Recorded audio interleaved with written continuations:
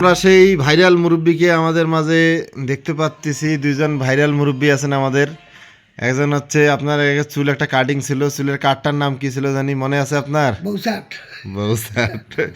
এই বৌসাটের লক্ষ্যে আমরা আজকে আবারও খুঁজে পেয়েছি।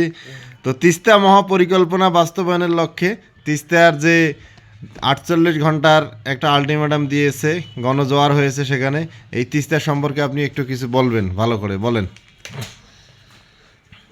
যা হচ্ছে খুব, যদি পুলটা হয় আমাদের ভাগ্য নসিব ভালো হইবে। আর এটা কি পুল?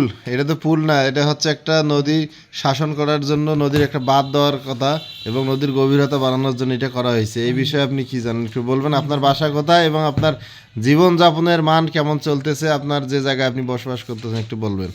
বর্তমান তো বন্যা এলাকায় হাবুডুবু, যখন বন্যা ওঠে আমার ভাত পেট চলে না, ওই একটি আস্তে আসি থাকেন না রে। আচ্ছা। আর যখন বন্যা শুকায় তখন তো বালায় ধুলেই বেড়াই। ও, যাই হোক, আপনি কি তিস্তা ব্যারাজ গিয়েছিলেন? হ্যাঁ গেছিল। কি অবস্থা ওখানকার আজকের?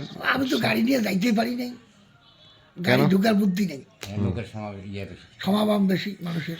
ওখানে কয়টা স্টেজ হয়েছে এবং কোন কোন জেলার লোক এসেছে আপনি এটা জানবেন কি? না অতটা কি বই কি বলতাম, ওই গাড়ি চলাচল ঢুকির পাব নাই, তা ভাই আমি দেখ এরা নাই বুঝায় না এখন না। ধন্যবাদ আপনাকে আপনার সুন্দর মতামত দেওয়ার জন্য। তারপরে আপনার বৌসারটা কে জানি দিয়েছিল? ওটা আমার বৌমাই দিছে। বৌমা দিয়েছিল। বৌমা কেমন আছে? হ্যাঁ আল্লাহ রহমত খুব ভালো আছে। ধন্যবাদ।